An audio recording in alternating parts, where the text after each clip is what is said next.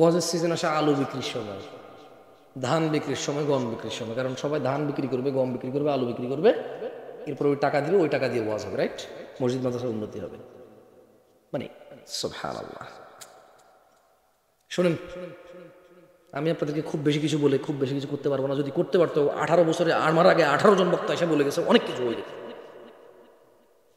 ওনাদের থেকে আমি শিক্ষা নিলাম, আমার কথা আপনার কিচ্ছু হবে না। হিদায়াতের মালিক কে? কার কার বাসায় কোরআন নাই? হাত তোলেন।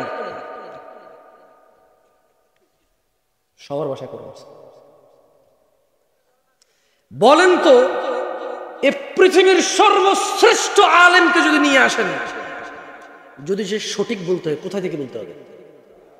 কোথায় থেকে? আপনার বাসায় আছে?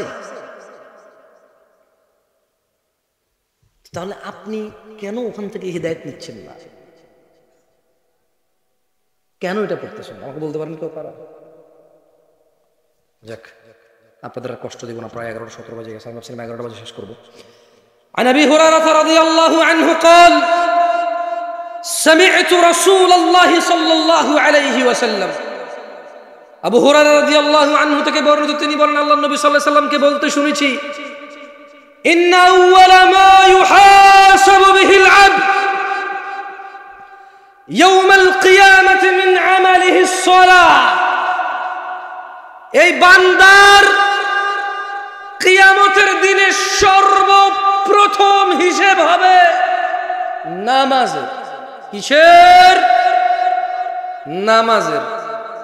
ফাইন সলুহাত, অতএব যার নামাজ নিয়মিত ঠিকঠাক থাকবে, ফাকাদ আফলাহা, সে নাজাত পাবে, ওয়া আনজাহা, সে নাজাত পাবে ও সফল হবে। ফাকাদ আফলাহা, সে সফল হবে, ওয়া আনজাহা, সে নাজাত পাবে।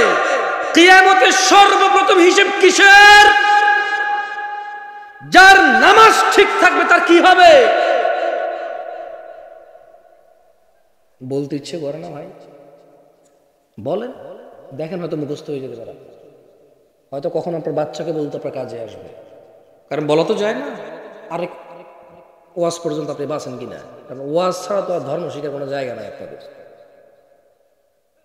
এটা সহজ না। বছরে একদিন একবার আসর থেকে রাত 2টা 3টা আওয়াজ বাজবে, এটা সহজ না ভাই। যা করার আজকে কর ভাই, পারবো না প্রতিদিন আসতে।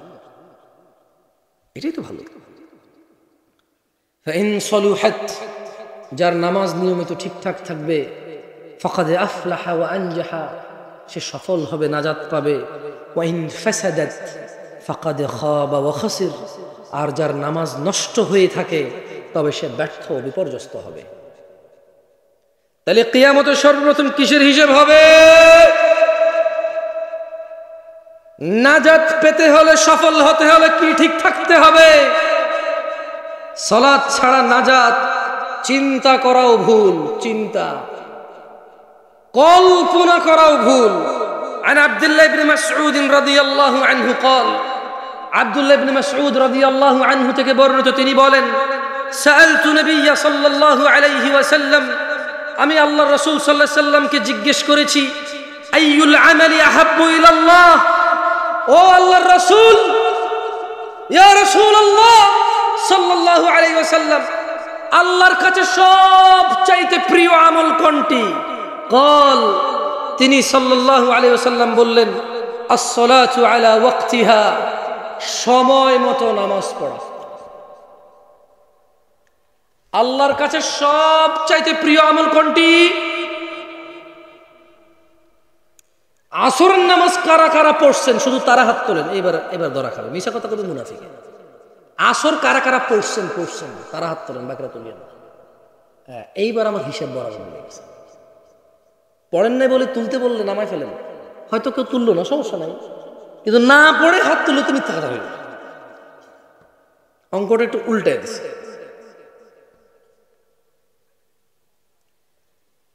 আমাদের এদিকে অনেকে জুমার নামাজটা মিস হয় জানেন, বিশেষ করে কর্মজীবী দাদারা, মানে যারা একদম বেশি পরিশ্রম করে তাদের অনেক সময় জুমার নামাজ মিস হয়।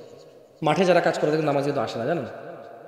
ধান কাটার সময় আসছে, আলু তোলার সময় আসছে, আসে, অনেকে জুমায় আসে না। আসে না কাজ করে। ঢাকা শহরে যান, এই যে বাস চালায় যারা, অনেকে সবার কথা জানি না, কিছু কিছু বাস ড্রাইভার দেখি, ভ্যান ড্রাইভার দেখি, সিএনজি চালক দেখি, কিছু কিছু দোকানদার দেখি, কিছু কিছু ওই যে রেস্টুরেন্টের যারা কাজ করে তাদেরকে দেখি। এখন দেখেন, আপনি বলবেন যে তো বড় লোক ভাই, ওদেরকে তো দেখি না, ওরা গ্যালাস মেলাস লাগায়, ওরা এসি রুমে দরজা মরজা বন্ধ করে আছে, কে দেখে কার খবর।